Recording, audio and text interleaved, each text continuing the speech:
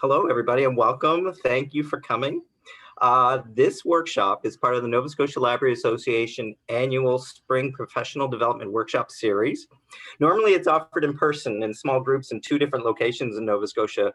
But today, because we are offering it online, we are also able to welcome a large number of library staff from both Nova Scotia and Ontario, as well as a number from PEI, New Brunswick, and Quebec. My name is Ray Fernandez. I'm a youth services librarian with the Nova Scotia Provincial Library. I'm also the professional development convener with the Nova Scotia Library Association.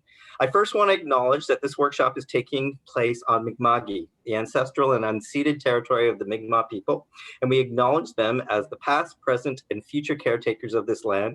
As library staff, we are grateful to work and build community here as we continue to learn and uphold the values of collaboration and inclusivity in all that we do.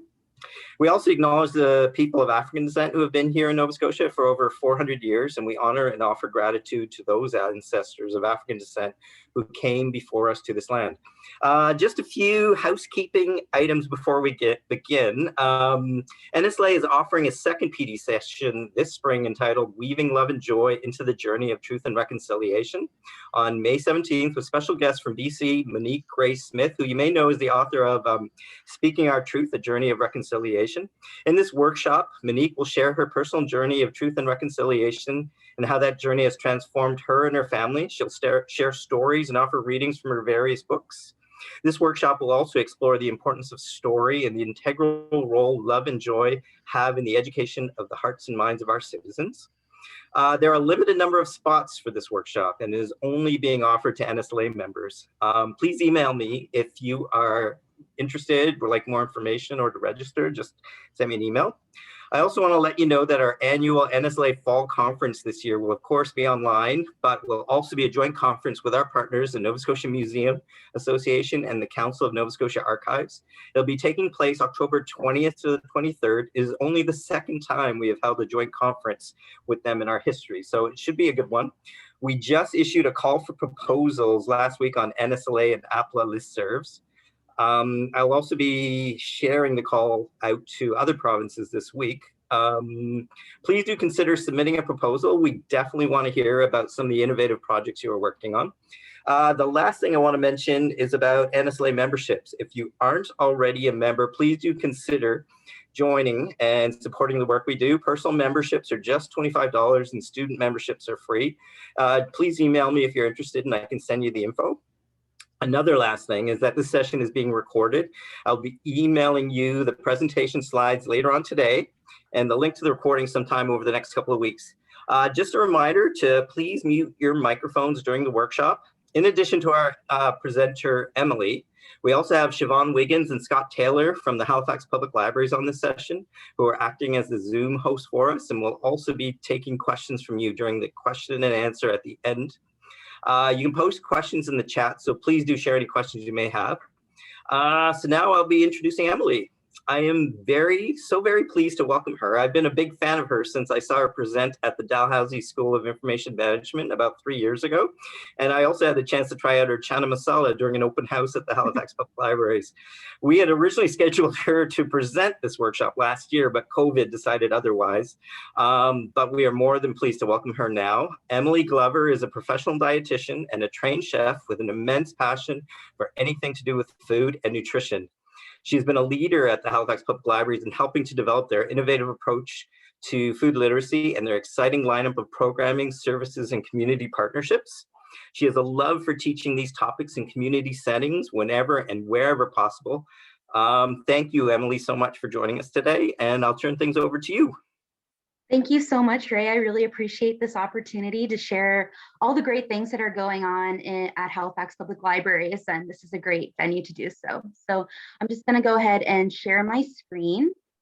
And if there's any issues with my internet, if I break up at all, let me know right away and I'll switch to a different network. But right now I'm just going to probably stop my camera to prevent that from possibly happening.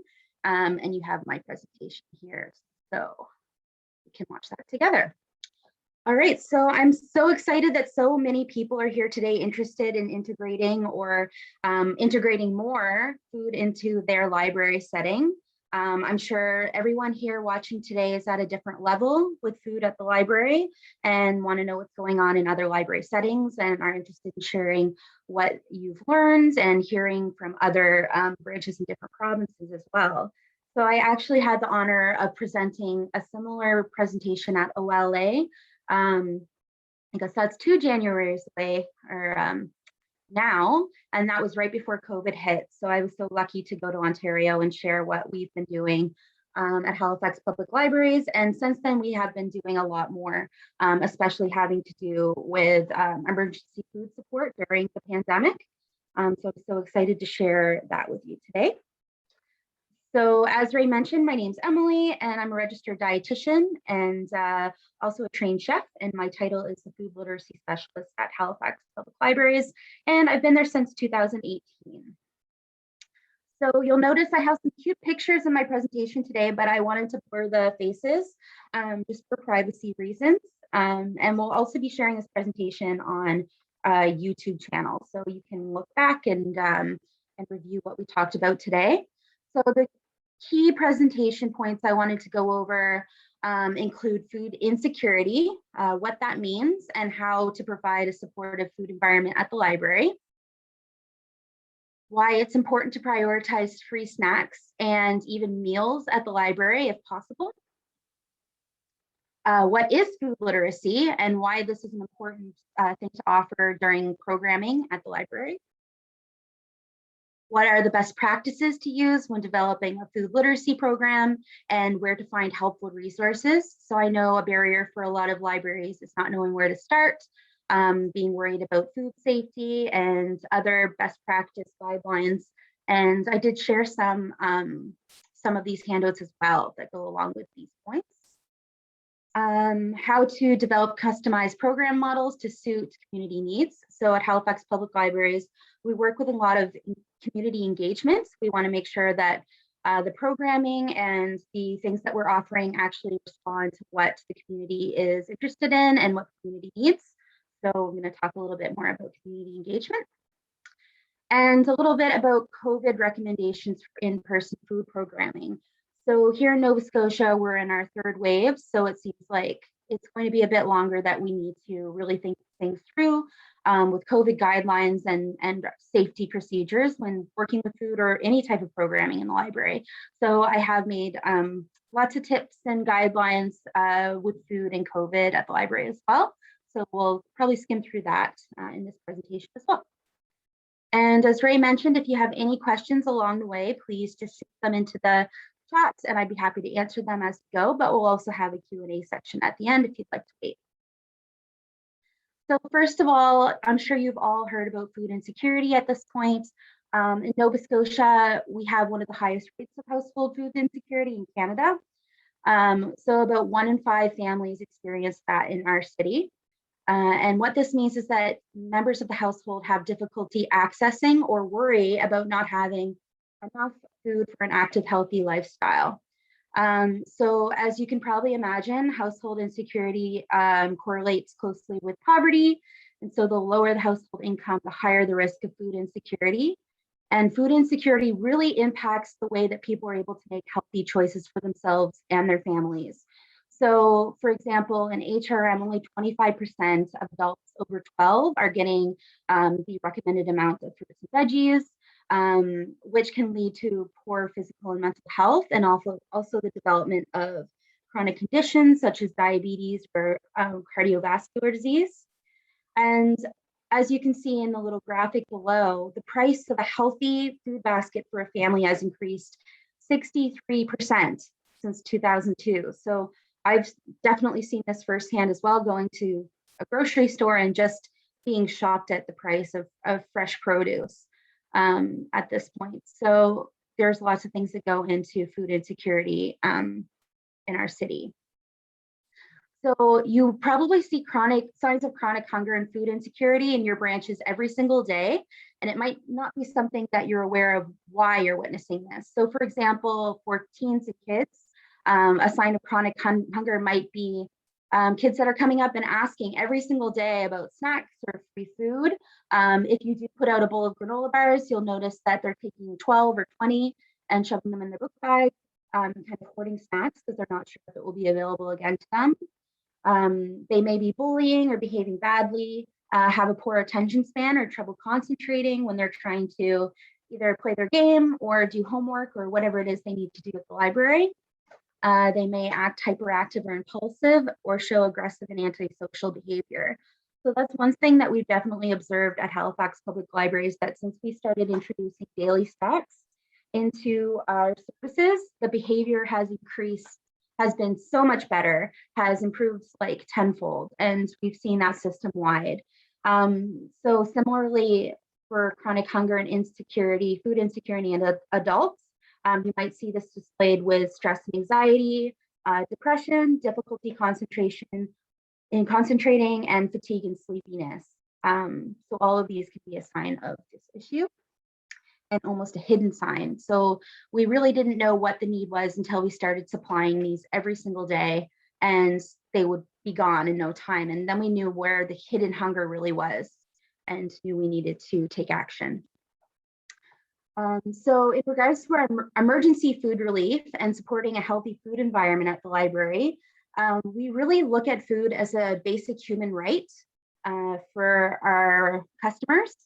And so we want to be a part of allowing the community to be healthy wherever they may be. So a healthy food environment is having healthy options either where you're working, where you're learning, or where you're playing. So the library could either be any of these really. And so we wanted to make sure we were providing the healthy choice at the library for people to access for free. So we do so in a barrier-free and dignified way. And we really like to make the healthy choice the easy choice. So as you can see, we do fresh produce like apples, bananas, oranges. We do have more shelf-stable items like granola bars and applesauce as well, but we do try to make sure that we're giving out as healthy of options as possible. So obviously free snacks aren't a solution to food insecurity and won't be sustainable forever. But we do work hard to, oh, I see we have a raised hand. You have a question? Just wait a few seconds. I'll just wait for the question in the chat. So free snacks actually do help to reduce immediate hunger. So they remove that anxiety in that moment and the stress in that moment of being hungry. So I'm sure everyone here has been hangry at some point. And it's hard to concentrate on other things when you are feeling that hangry, anxious feeling. We also, outside of COVID, we try to provide meals and snacks in a socially supportive setting. So we'll have people sit down around a table, chat, be able to meet other patrons at the library and share their stories. So it's just an opportunity to support social inclusion. And we also think that snacks are helping people to feel calm and focused during their time at the library, whatever they might be doing. So in programs, after school work, we always like to include snacks in our programming to help people concentrate and participate better as their best selves. So due to what we're seeing here at the library and the impact that snacks are having for our patrons, it's become one of our highest priorities for food. And so we consistently provide these snacks to children, teens, and vulnerable adults. So things that we serve include things like whole fruits, vegetables, unsweetened juice and apple sauce, milk, cereals, things with protein that help people feel full longer. And from April 2020, so kind of the beginning of when we were hit with COVID until the present, we've served over 150,000 community and branch snacks.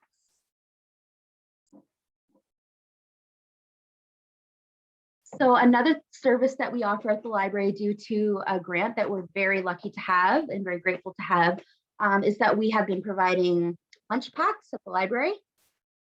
So this is actually run by volunteers. We have staff overseeing and supervising the volunteers, and we make sure that everyone is following food safety procedures and COVID procedures, but it really is a volunteer run program. And since we started this program in August of last year, we've served over 20,000 healthy lunches. So our lunch includes a chicken or chickpea wrap that we make in branch, as well as a variety of snacks to make it a healthy, balanced meal. And we really focus these lunches in our most vulnerable branches and our most vulnerable communities, because we know that that is the place hardest hit with COVID and also food insecurity. I see there might be a question here. Are you able to share the grant you received?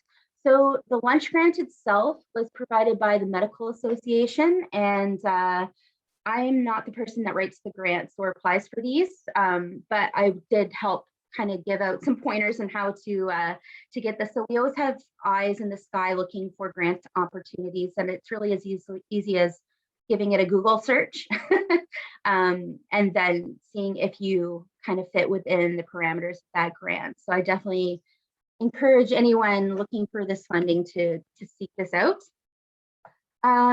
So our lunch is going great so far. We plan to keep this going at least for 1 full year, so until the end of August 2021.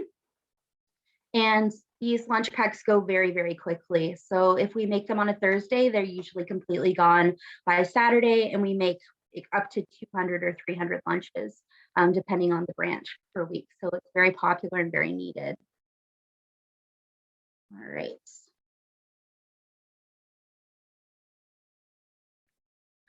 So other successful meal programs have been going on throughout the library system for a long time. And these ones have been working in smaller scale libraries where maybe a dozen volunteers aren't feasible, or there isn't a space, or there isn't a kitchen. So I just wanted to give some ideas of how a rural library branch might be able to offer a lunch program or a meal program as well.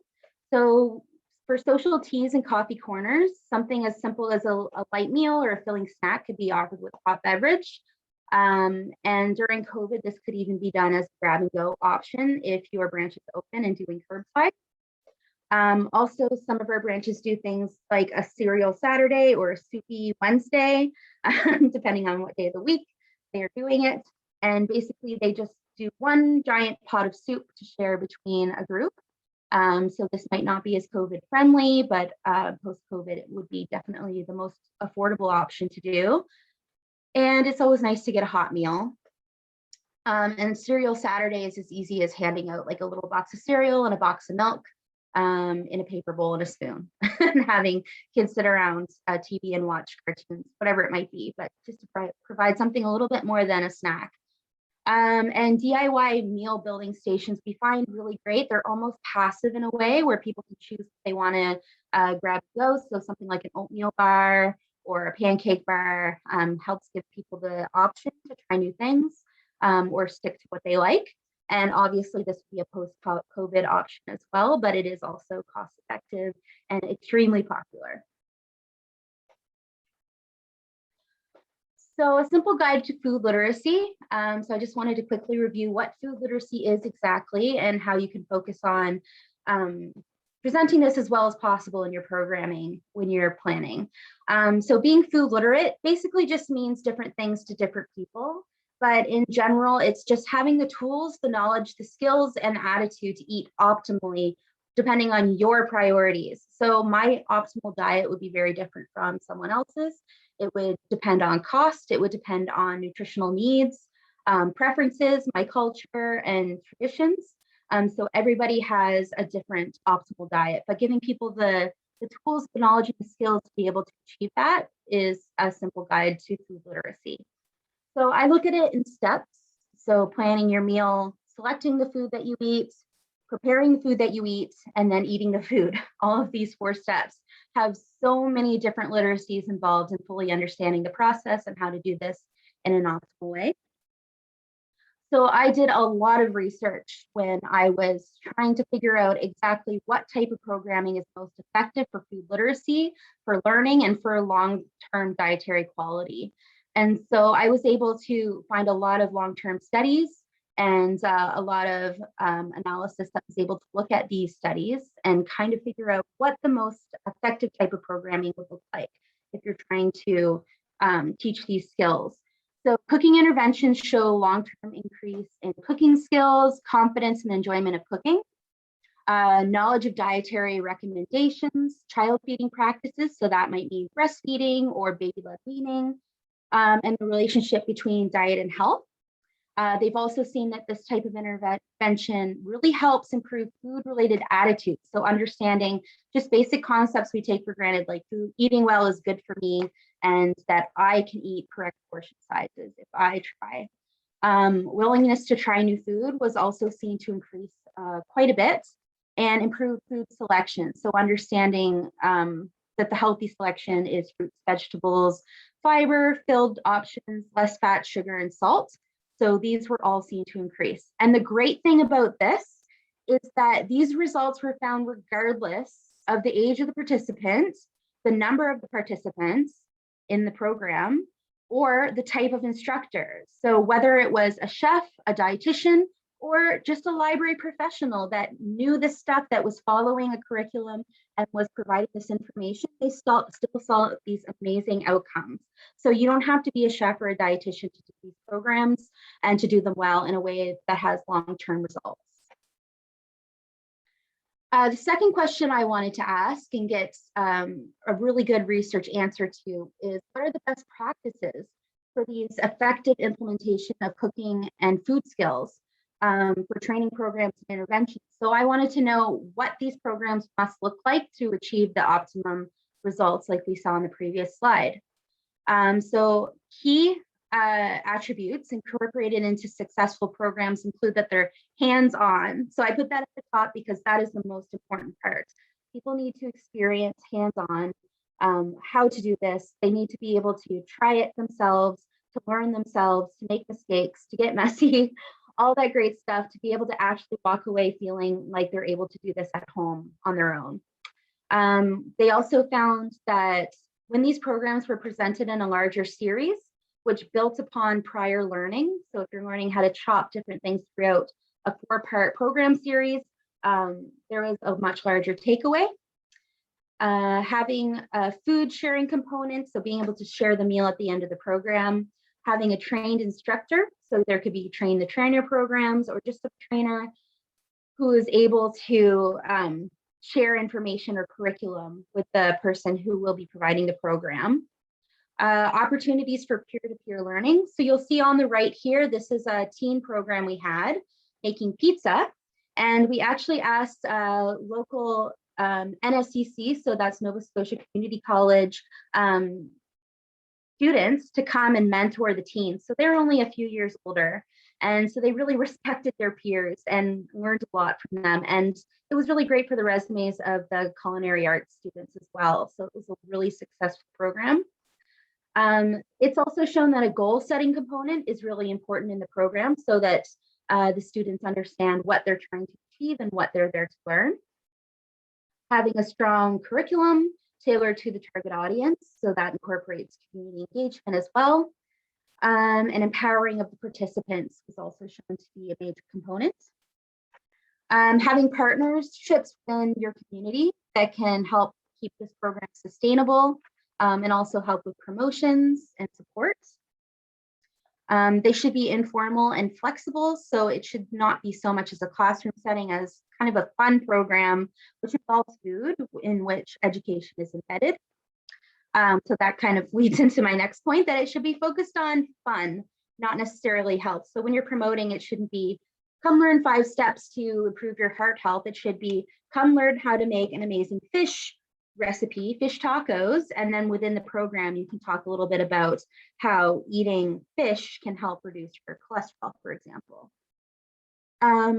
The accessibility to programs, so having this in an accessible location like at the library or in schools is also a big bonus. And I have a question here. So it says, for the pizza program, how did you cook the pizzas? Did you have access to an oven? So we did. We had, this was done in one of our libraries in Dartmouth, Nova Scotia, and it was in a community center. So the library shares the kitchen with the community center. And so the pizzas were made by the teens, and we just popped them in our 2 ovens we had. We had 4 different teams making pizzas. And then when they were all ready, we had a panel of judges and we had a winner. And so the teens were from 4 different branches who all came together to do this. This was a couple of years ago before COVID kind of put restrictions on this, but that's a great question. Yeah. All right. And so Making things familiar and recognizable. So if you're doing something unique and you want to help people learn how to try new things, it's always good to also offer something familiar next to it. So if you're doing a kale salad, maybe do mac and cheese and a kale salad. It makes people feel more comfortable when they know and understand at least one component, and it'll make them more willing to try something new. An evaluation should absolutely be a core element of the program. So you should go into this program knowing exactly what you want to achieve and what you want your participants to get out of it. And that will really help guide you and help lead you through the program, as long as you have these core values from the very beginning. And of course, the programming should be culturally sensitive, and providing, for example, if it's a newcomer program, providing language resources would be a great thing to think about beforehand, and would help people take away more from the program if their needs are being accommodated. So that's also where community engagement really comes into play. You need to understand your group, understand your audience, and understand what barriers or needs they might specifically have for the program, and try to accommodate them as best as possible. All right, so we have a strategic plan at the Halifax Public Libraries, which we're trying to incorporate these principles into our food programming. So for example, meeting people where they are, we want to provide food access, support diversity, and build connections through food. We want to encourage social and economic growth, so we offer food safety certifications for newcomers who might need some help building up their resume, food skill development for teens and young adults who might be interested in entering into the food service industry. And also we offer things like food budget planning workshops. So something like our program Slow Cooked Dreams, which was offered by our partner Nadine Bernard, where we focus on very affordable, very simple meals you can make in a slow cooker. So in these programs, we're actually able to give away a slow cooker, a small slow cooker with the program, and chop together and prepare the food together, and they can take it home and cook it when they need to. Creating vibrant spaces. So we're trying really hard to incorporate more kitchens into our library spaces while we upgrade and while we do renovations, and also supporting the creation of knowledge and enjoyment through food. So that just means providing quality food programs that bring people together. I have another question popping up. Do you have any partnerships with local grocery stores to obtain the supplies? That's a really great question. So we were noticing, especially with our lunch program and with our snack program, that we were absolutely not able to have staff running out and going to the grocery store. It was really time consuming, especially during COVID, it added extra risk. So we made a partnership with Cisco. And so we're able to order through Cisco, and they do give us a bit of a discount because it's bulk, and they deliver straight to our branches. So we have 14 branches in Halifax Public Libraries, and they deliver to every single one of them, some of them on a weekly basis. So this just makes our life so much easier, and we don't have to go running out to the grocery store every day. So that's a great question. Thanks, Kate.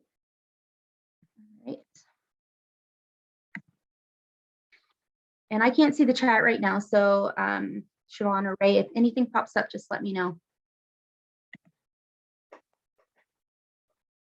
All right, so food literacy also connects to many other literacies. So at first, when libraries hear about food programming and food literacy, they don't quite connect that with what the library traditionally offers in terms of books and just general education. But there's so many other literacies that encompass food literacy. So that could be culinary literacy, like learning how to read or follow a recipe, how to handle a knife.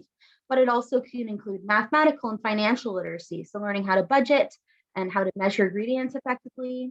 It incorporates science literacy. So learning how to follow food safety and food science principles. So learning about timing and temperature, it's all science at the end of the day. And nutrition literacy. So learning about your health and how it's connected to the food that you eat is a very important part of food literacy as well.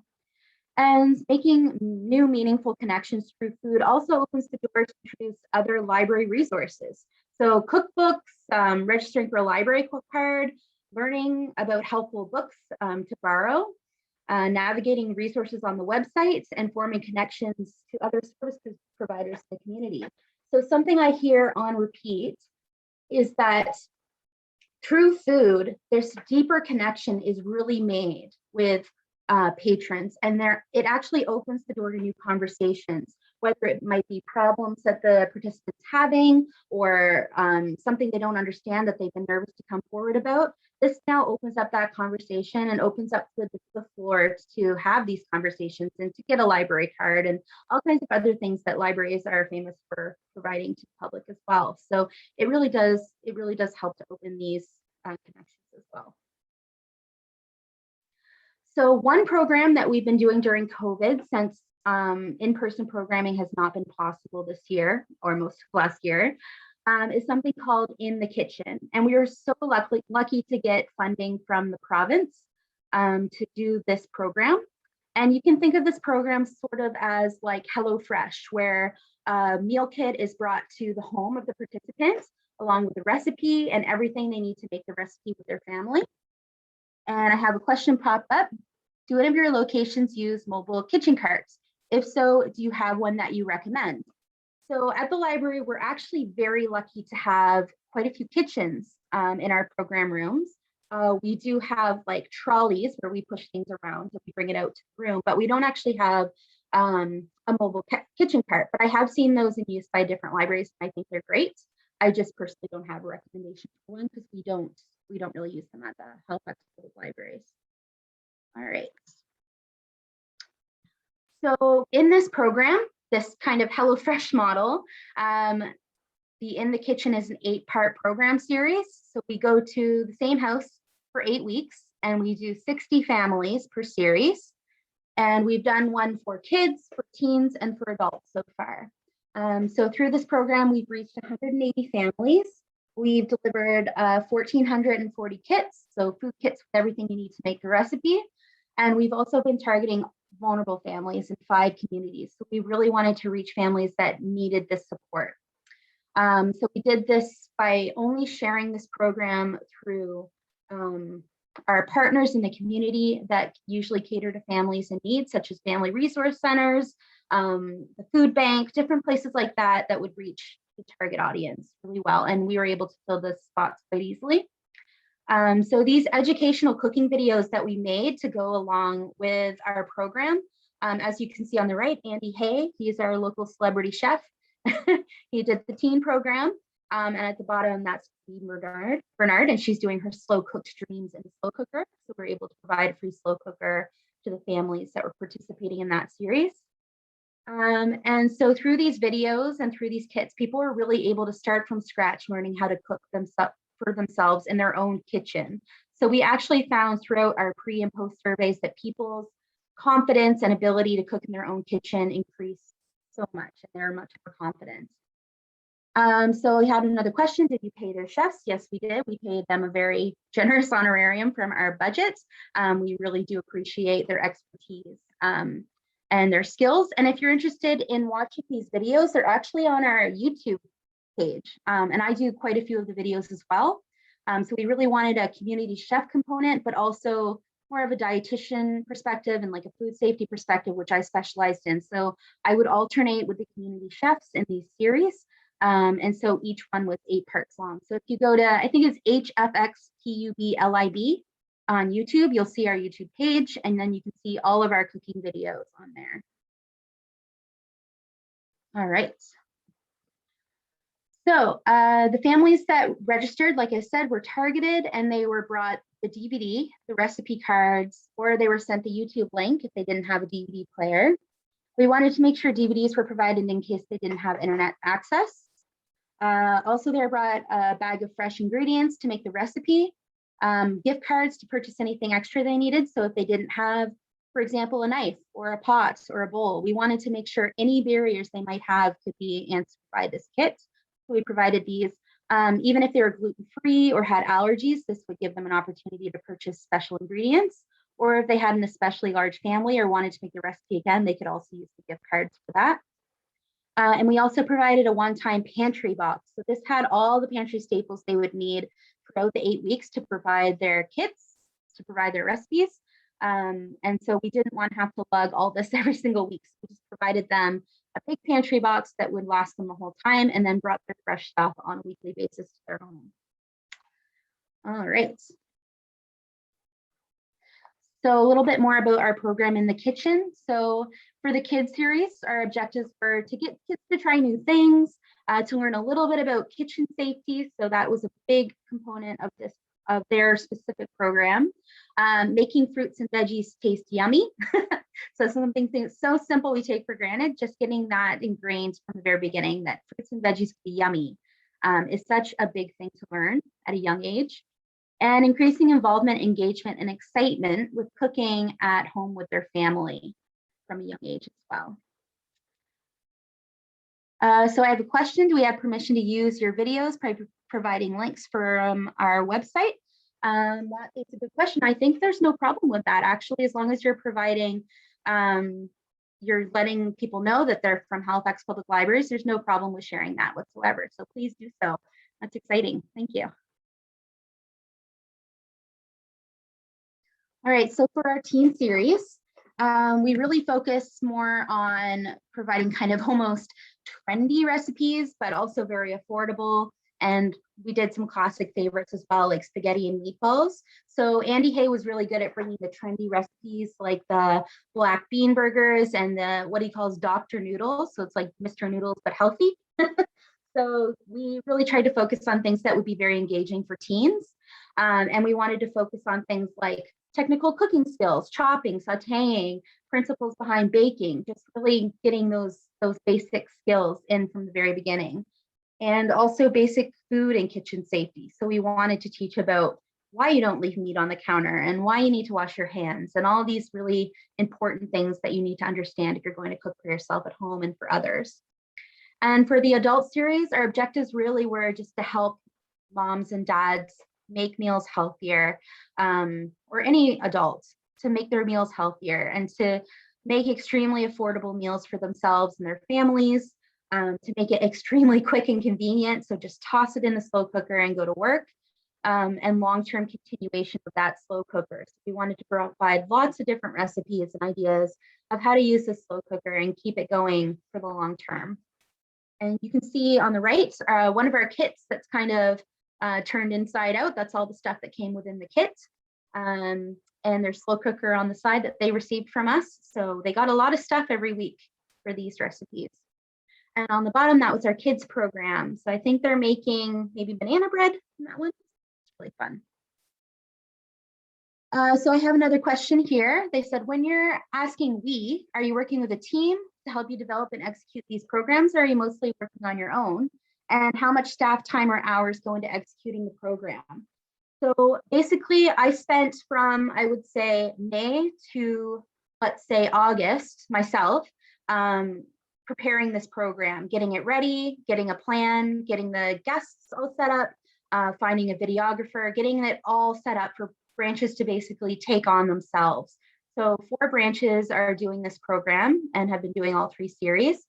And so once the program's all set up and ready to go, and the plan is basically ready to go, the program planner really only needs to take about half a day to do the shopping, and to deliver and to pack and deliver the kits to the community. So as long as you take a bit of time at the beginning, I find it's a really big time saver at the end, and the time to deliver the program is almost less than it would be for an in-person program. So yeah, it does take quite a bit of time at the beginning, but once you have your team to deliver the program, it's actually quite easy. So thank you for your question. All right. So I just wanted to put a bit of our feedback, because like I said, we did a pre and post survey to see how our objectives were received and what the results were. So for example, there's a 45% increase in those who answered that they cook at least once per week with the kits, 18% increase in feelings of confidence when cooking in the kitchen, 20% increase in feelings on now being able to be a pro in the kitchen, 36% increase in feelings of being highly knowledgeable of how to make meals healthy. So that was a great one to hear. And a 58% increase in feeling highly skilled when handling a knife to chop food. So that was great to hear as as well. And as you can see on the right, we have a teen and his grandmother. So that really brought them together every week that they're able to cook the kits together. And on the bottom, we got a brother and sister getting along. So we're happy to get these photos from the participants every week. And some comments. For example, we love to use the slow cooker, and we got to understand food safety and food variety. And they had more understanding on healthy living. Another comment said they enjoyed spending time with their daughter while they made supper every night. And everyone enjoyed peeling and adding ingredients to the slow cooker. And the last comment I highlighted here was, it's a great experience. If you have children, you can get them to help with prep and have some family time.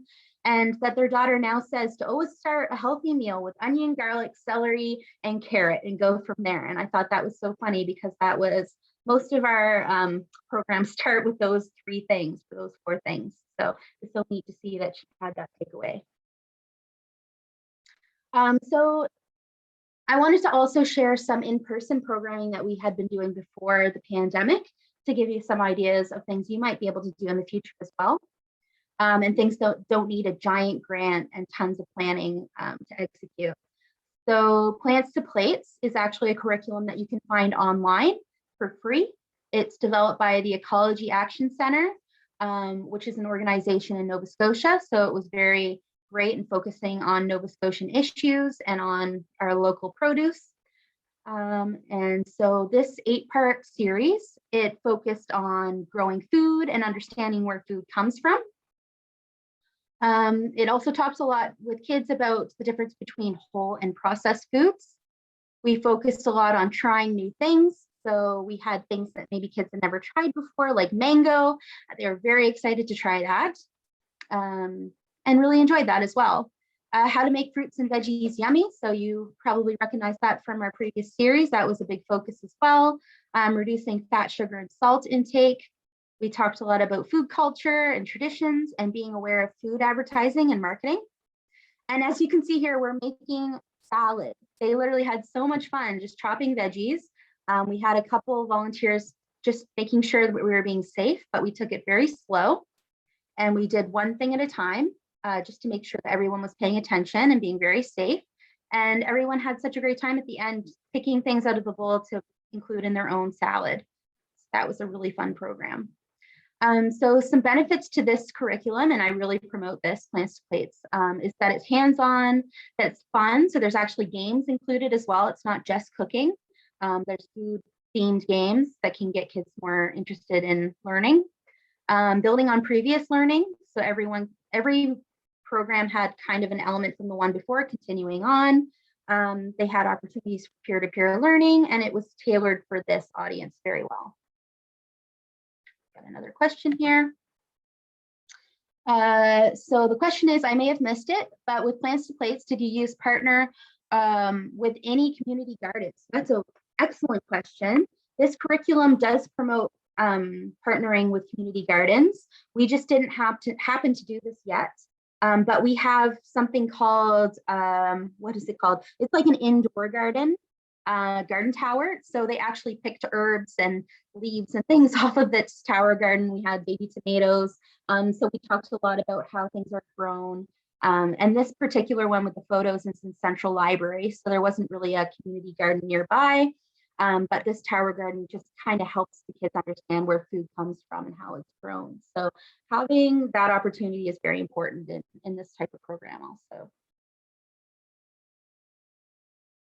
So another one that we really love to host at the library is Bite-Sized Kitchens. So we're lucky to have a partner in the community named Claire Gallant, who teaches kids to cook with wholesome ingredients as part of her business. So Claire is open to traveling all over Nova Scotia as well. If you're interested in booking her, you can find her website, just Bite-Sized Kitchen Halifax. And her programs are unique because she's willing to take kids as young as 2. So she has the patience of a saint. She has very small children herself, and she understands how to get everyone involved while keeping it organized. And she also really focuses on healthy, wholesome ingredients and getting in there, getting dirty, getting your hands in there. So she's great. So benefits of this program is that she also lets adults in on the program to help her. So if the adult wants to help their child stir or crack an egg, they can. So obviously a program like this would be more appropriate after the pandemic, but it's a very well received program. We've had her dozens of times, so we really enjoy having her as a partner. So another question, how did you set up the kids to be able to use knives safely? So did you have any issues with this? That's a really good question as well. So if we have a ratio that we need at least 2 adults per 10 children under 12. If we're going to use actual knives, we provide small knives for kids who are not as accustomed to using larger knives as well. But if we have any doubts or any insecurities about this, we also have nylon knives, which we got off Amazon. So these are kid-friendly knives that actually can't cut the skin. But we do want to give kids the opportunity to use a real knife if they are around the right age to introduce this, and we have enough supervision. So we use that ratio. We have lots of Band-Aids available. We let parents know what we're doing. So as long as you take steps to make sure that all of these things are thought about before the program, you shouldn't have too much of an issue. And as long as you know your basic first aid, then you should be okay. You just have to take a bit of a risk to help kids to learn how to use a knife safely.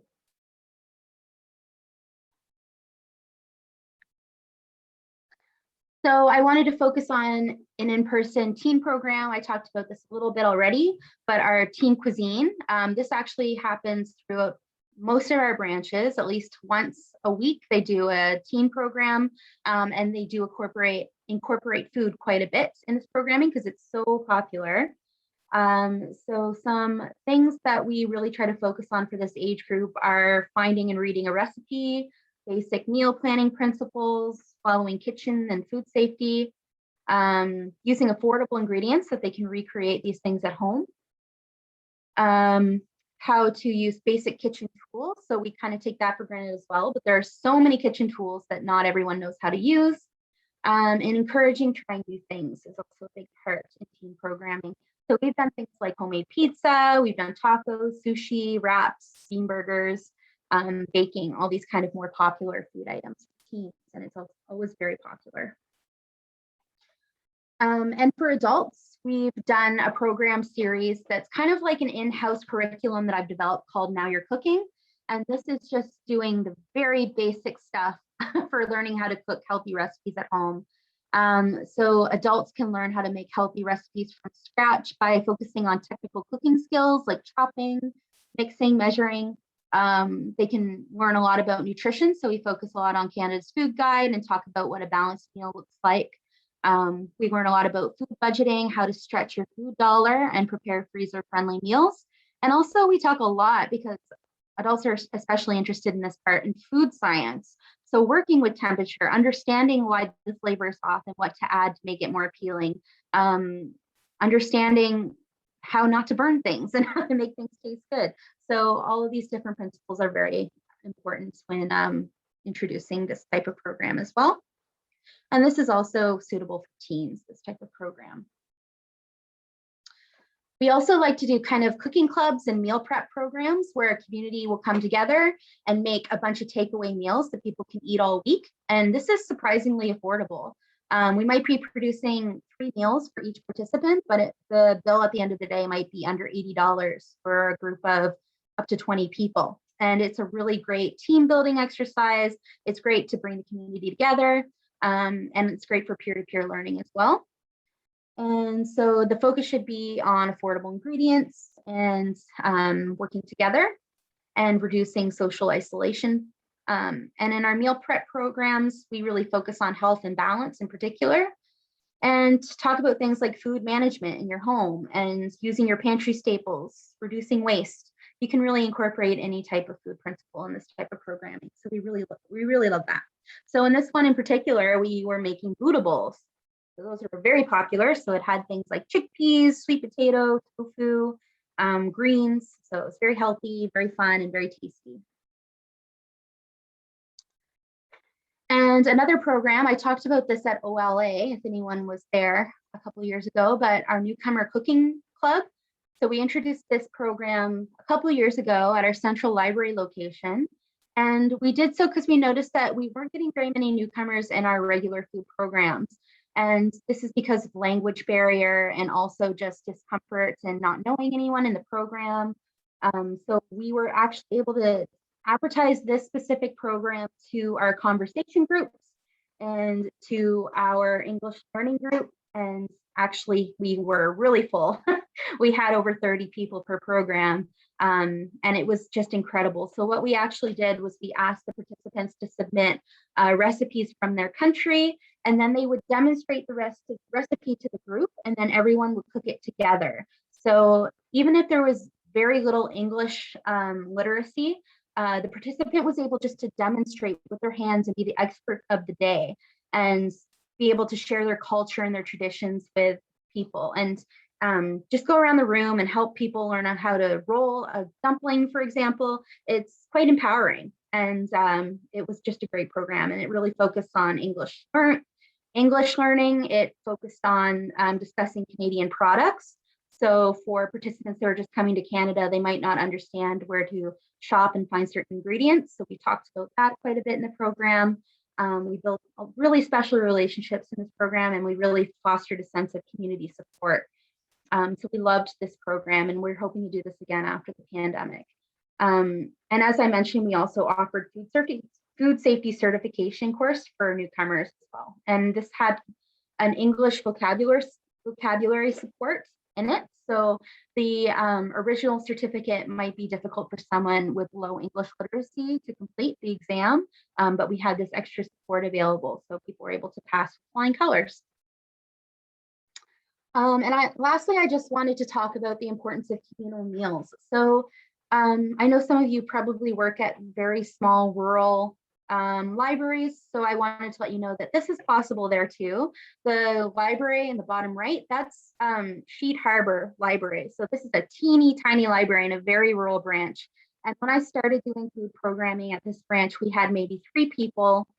And by the end, we had about 30 per food session. So the word really spread, it really brought communities together. And we just did a really simple model where either I would demonstrate a meal and they would make it themselves, or they would just watch me make it and we would eat together. So you don't have to shoot for the stars necessarily to have the great benefits of having like a communal meal program or a food program. And the top right is in Sprayfields, and this is our Thanksgiving dinner. So everybody worked together to cook a Thanksgiving dinner, and then we set the room up and had it together. So it was a really great community building experience. And this is especially beneficial for seniors who might be socially isolated and vulnerable adults as well. So here are a few resources for you to look up if you're looking for a curriculum you want to adopt into your own programming. And so, for example, the Plants to Plates activity guide at the bottom right. There's a book called Round the Table, which talks about food literacy programs for libraries. So that's pretty specific. And so you can buy that book and read a little bit more.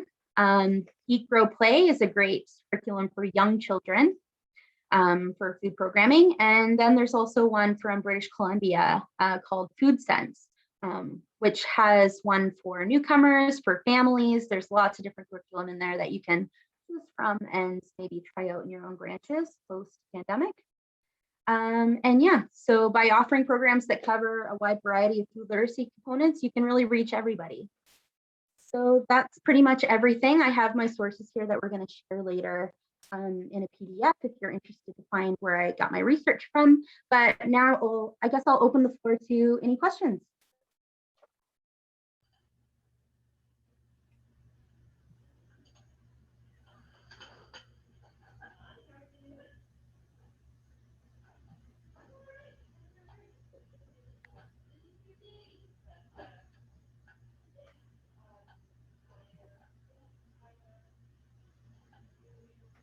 Oh, Siobhan, you're actually muted.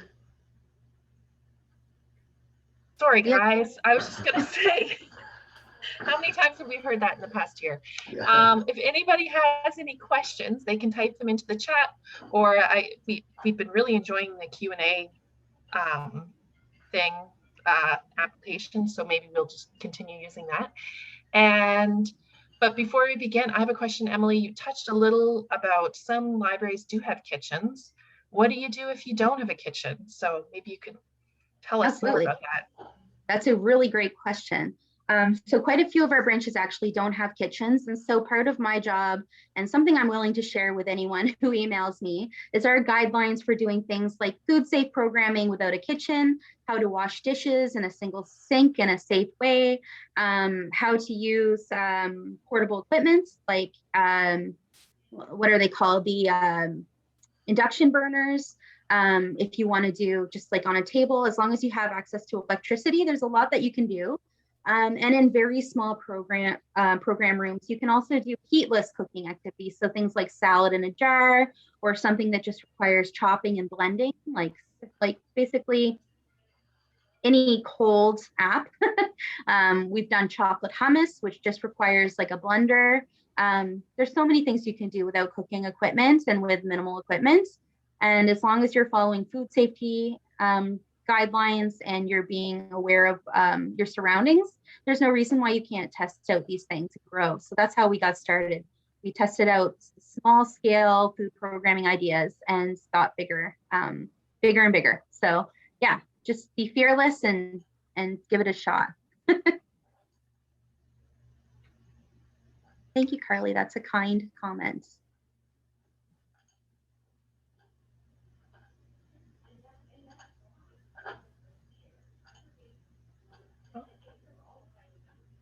And how long? Oh, yeah. sorry, Scott, go ahead. I see Sarah asked, how long have you been offering food programs? So we've been doing food programs in some capacity for a very long time before I even came along. But it really started when we got our first little food grant in 2017, I believe. And we did something called Taste Like Home. We did quite a bit of food programming that year, and it really just took off from there. So I actually started this position in 2018, and it's been getting bigger and bigger as we go and as we find more funding opportunities. But we did start very small and have been doing food in some way for a very long time before I even came on board. So thanks for the questions. So Katrina asked, are there any qualifications that a library employee should look into before they can start running a program? Very good question. And anyone that's really heavily involved with food programming at the library, we ask that they get their food safety certificate. And this is as easy as just getting it online. We supply the program to them, so the library pays for it. And it takes anywhere between 2 and 5 hours, I guess. Siobhan did this recently, I think. So she would speak to how long it takes better than I could. But it's a simple certification, and then you just know for sure that you're following all the food safety guidelines that you need to be. And for anyone that's doing food programming without the food safety certificate, we just make sure that someone who does have it is overseeing the program and planning it so that all of these things were thought through properly before we just go ahead with the program. So that's a great question. All right. Oh, great question, Carly. So she's asking if we're doing any programming during COVID. So we are doing that delivered program that in the kitchen. We're still doing that to this day. And so that's the kind of HelloFresh model where we're delivering it to the home with a DVD, instructional DVD, and all the ingredients that you need to cook the recipe. So families are doing it at home. It's almost like a food program in your own kitchen. And then they send us photos in at their own discretion of them and their final product of them making the food. And so we know that they're actually following through and doing the program. So that's our major program that we're doing for food literacy. And for food security initiatives, we're focused on our healthy snacks and on our lunches. So right now, our lunch program, we're not able to have volunteers because of COVID. This is just recent since the third wave hit a week ago, or since lockdown started. So now we just have staff making the lunches, and we do a curbside drop off. So people come and ring the doorbell, and then we're just able to give them a snack or a lunch. And this has been going on since August of last year. So it's going pretty smoothly at this point. Our only problem is finding more funding to continue it on, and also the thought of having to do a hard stop once the program's over. So we're probably going to taper off with a smaller food program and at the end. The next question, Lindsay asked, can you tell us about your position at the library? Are you the first dietitian at Halifax Public Libraries? I am the first dietitian at Halifax Public Libraries, or the first food literacy specialist. So the way that I got the position, or that it was created, is that when I was writing my registration exam, I was really bored and I needed something to fill my time, and I really loved education and teaching people how to cook. So my background is that I'm a chef as well as a dietitian. So I actually just asked my local library in my community if they needed any free programs. And so I did a few of those before I was officially a dietitian. And then once I became licensed, the position popped up and I applied. And it's just been great since then. So I've really been focusing on building that framework of guidelines and procedures that people can follow system-wide to make sure we're doing this safely and effectively, and getting the money we need to do it, because that can be a big barrier as well. So Dan asked, how do you decide which branches to focus on or which receives which programs before you identify the invisible need? So the branches that we had decided that received the lunch program and a little bit more of a focus on emergency food relief are in the communities that are known to have the highest rates of food insecurity. So there's lots of research on this. And so basically those are the ones that we're focused on. But we also do a ton of food work in other branches as well. So we basically respond to what the librarians kind of indicate that they need, and they just try in their community different things, see what works, and that's how we respond to community needs. But we do focus on those more food insecure and poverty-stricken areas for our emergency food relief. So it's a great question. Thank you. Marjorie asked, have you been doing any programming or partnerships with farmers or farmers markets? So we do get a lot of our produce locally, and we had at the very beginning with our snacks as well from Noggin's Friends. And we have done things like Fresh Fest in the past, where we did a big shindig with farmers invited to talk about how food is grown. We had beekeepers, we had farmers, we had all kinds of great partners coming in to do this Fresh Fest event. And we try to incorporate like when our virtual programs, we're going to try and incorporate more farmers in that as well. So we think that's so important, and we're trying to incorporate that as much as possible. So thanks for that question. Deborah is asking resources that might be available for historical styles or menus.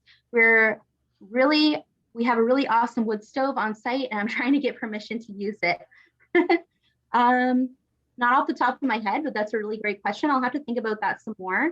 And you'll have access to my email address after the program. So if you want to shoot me that question directly, I can try to give you some good resources, but not off the top of my head. And another one from Deborah, we have the option to grow veggies on site, which would speak to the harvesting as well. That's awesome. It's so cool. Yeah, some of our libraries are very close to community gardens, so we're able to kind of work with them in some capacity. So it's such a neat partnership. So we have a couple more questions in the chat. I see that someone else has a teen cooking program. That's awesome, and they're doing it on Zoom. That's really cool. We're doing that as well here and there at different branches. Another comment here. It's a long one, so just let me give it a read and summarize it.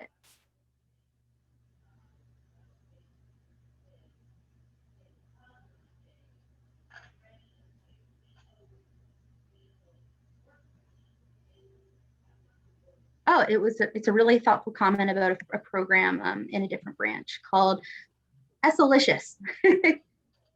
So not really a question, but a great comment. Thank you, Angie. And we also have a raised hand, so I'm not sure if they'd like to type their question, or from Julie, I believe.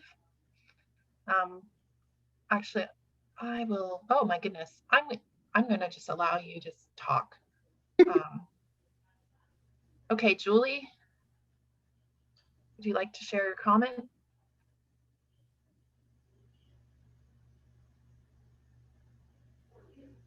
I think she's muted.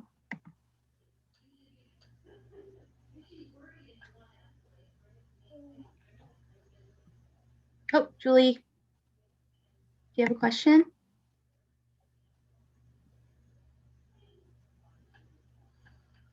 Well, we'll wait for Julie to, oh, Oh, sorry, no Okay. question. Okay. That's all right, no worries. Yeah, Emily, this is so informative, and I just like your programming. I've been very fortunate to work with you on it throughout the past year, and yeah, it's really, I think your comment about how empowering it can be for community members and how the connections can be made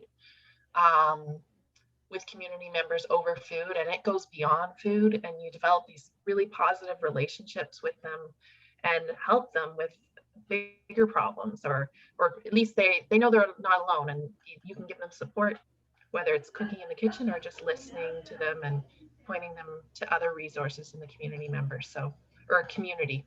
So thank you for sharing that comment.